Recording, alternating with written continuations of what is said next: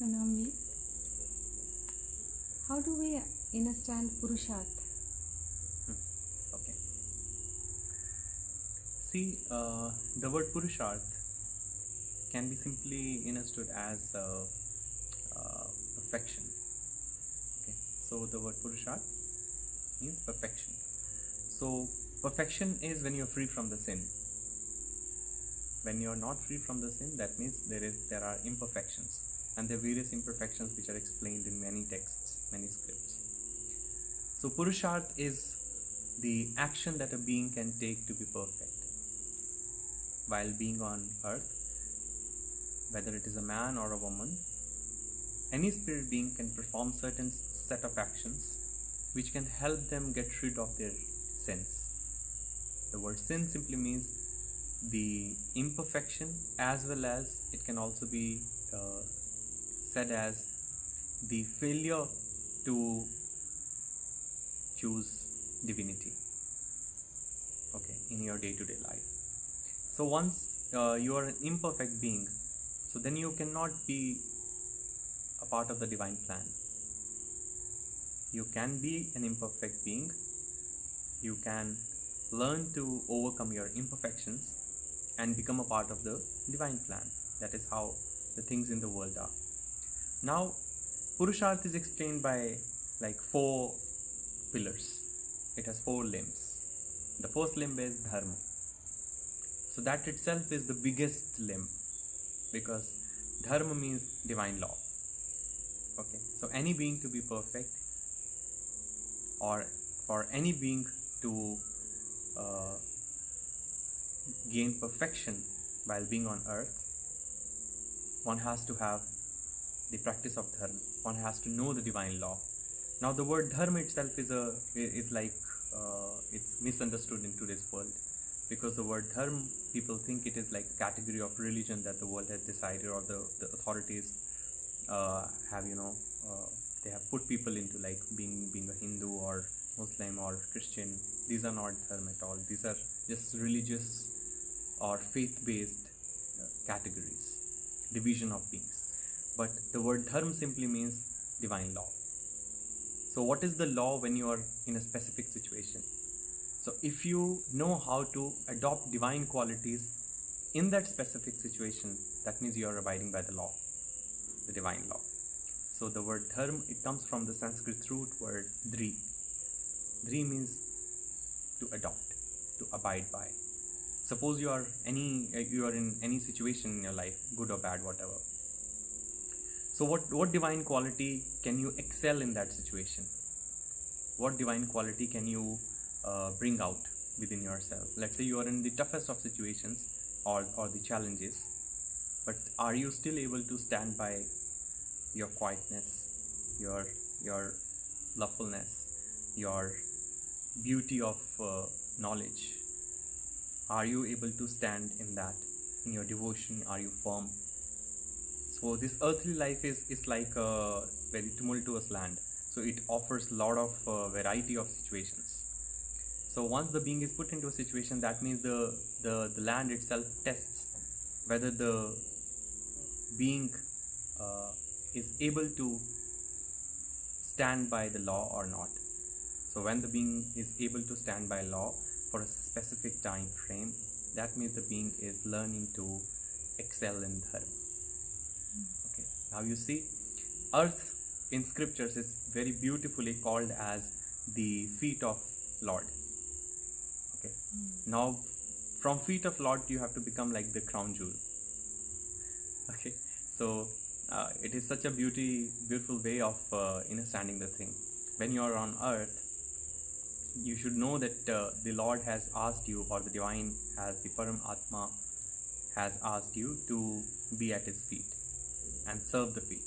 So serving the land in the right way, living the earthly life in the righteous manner, is just like serving the feet of the Lord.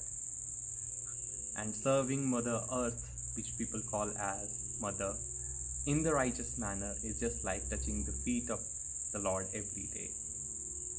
So people are completely disconnected from the feet itself of the Lord. So they are not abiding by the divine law, dharma, the first dharma of being on earth. So that's how the beings should learn about dharma. Dharma is in everyday life. It is not something that you practice. It is not a matter of rituals. There are like different situations in one being's life, and situations are more or less similar in each being's life. But being has to abide by certain divine qualities, certain divine laws, and abiding by the divine law is dharma. And it changes from a situation to situation, from a being to being. How you relate to a being, it changes. And then comes the second part of the Purushārth, perfection, arth.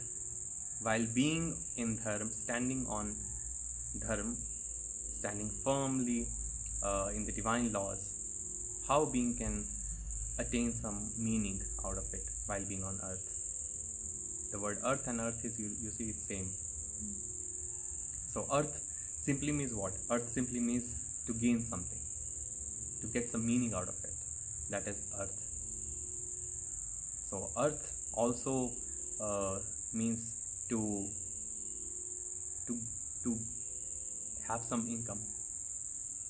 So if you have some income, then you will do something more beautiful out of that income. So after dharma comes the earth. So on earth, finding earth means the meaning of your earthly life.